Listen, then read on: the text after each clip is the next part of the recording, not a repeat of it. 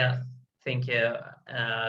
My name is Fouad, and I'm Syrian or from El City, city in the northwest of Syria. And like my story, I was 16 when I was in that like so young age in 2011 when the war started in our city. I established Violet organization,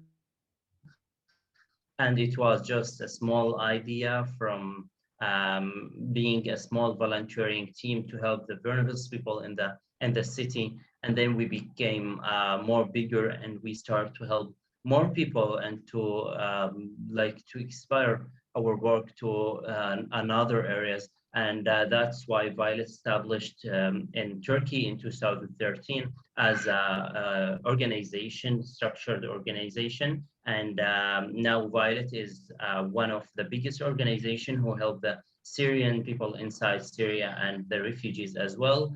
I'm studying now, I studied the political science, and I'm taking my MBA online now in London.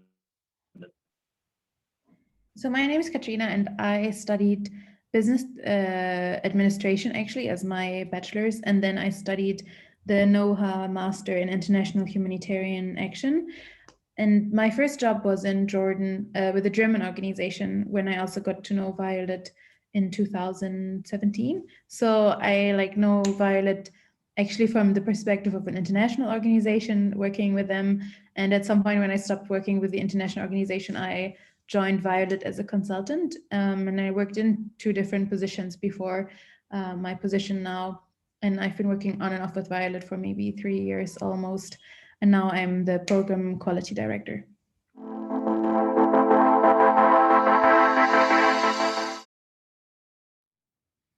So our goal is, like, if you look at our mission, it is to support the most vulnerable people, specifically the most vulnerable in Syria, in Northwest Syria.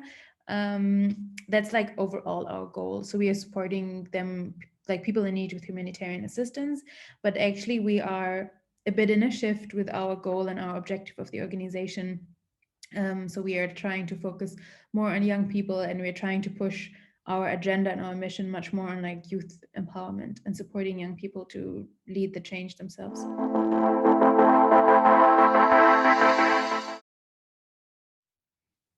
In general, like maybe Fouad can add after me, but in general, people are very welcoming our support because we do provide the assistance they need. Unfortunately, not to everyone and not everything, but we have a large support from the community. If you look at our Facebook, we have over 500,000 followers from Northwest Syria, people engaging with us, looking at our activities we're doing, but also raising complaints they might have. So in general, we have a good support from the population we serve. I'm not sure if Fouad wants to add. Yeah, that's actually what we think, and for like any that's what we are based on, the community support and either the international support, but we are trying to get more to more people to know about us and then to hear our story and to support us. And this is now our main issue here. Just if we can, anyone can help Violet and can do action on that. Actually, we can received a direct donation from the people who can help, and we are usually doing a lot of advocacy campaign, and that's why we are trying to have more people in our social media, and then to be supporter for us, and then to share the stories from Syria and the stories of Violet's work, and that will help us a lot to be more strong and then to get more funding.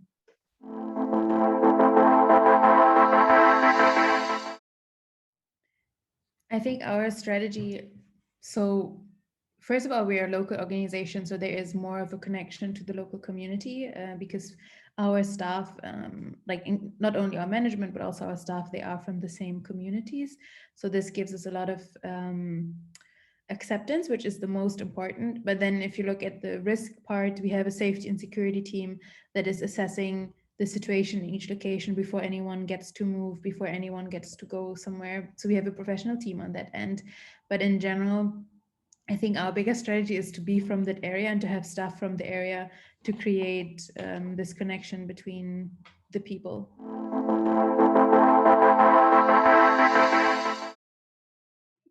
Yeah, for sure. Like in the end, what we are waiting for is a decision to end the war in Syria, and this is in the end a political decision. But we're not waiting for that, because we are doing our best just to help the people to stay. We can say for the most vulnerable people, to help them and just to save the life in the area. And this is our focusing in this time.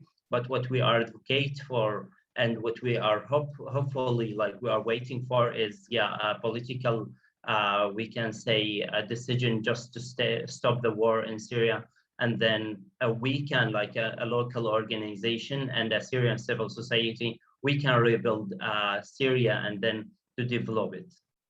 And I think maybe to add there, like the consequences of the war are very tragic, and over the 10 years a lot of things have been destroyed, but what's the only positive outcome of the Syrian crisis is the really strong civil society. Like it may be in Syria itself, in Turkey, in all the countries which are hosting refugees, there is a large diaspora.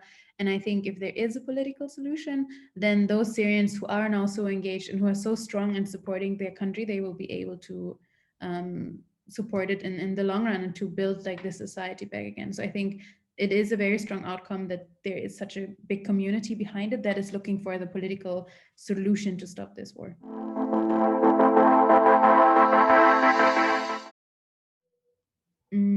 I would say no. Like, I'm not sure what's Fouad's opinion, but in my opinion, there is a lot of talks, there is a lot of conversations, but there is no solution. And over the 10 years, I feel like we're repeating the same questions and discussions over and over. And every time something else changes, I mean, in the beginning it was ISIS, now it's other armed groups, and every time there is something else that adds on to the discussion. But in general, we are repeating the same discussions again, and in the same time, the people in Northwest Syria are getting more vulnerable and more dependent on the aid.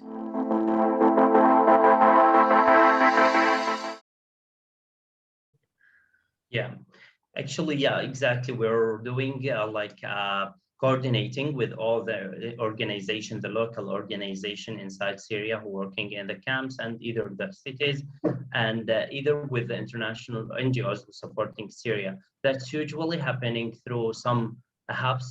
The first hubs or the all organization are connected in is the UN clusters.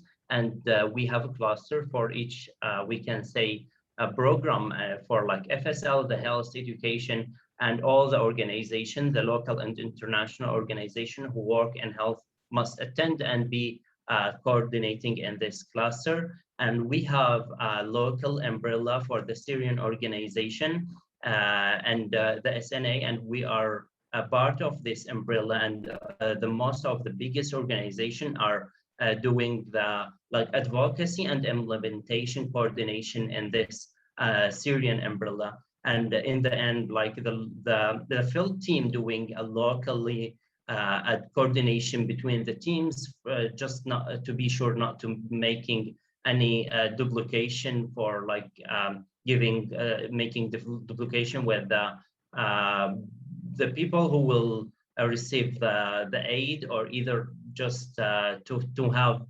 together need assistance like with the other organization.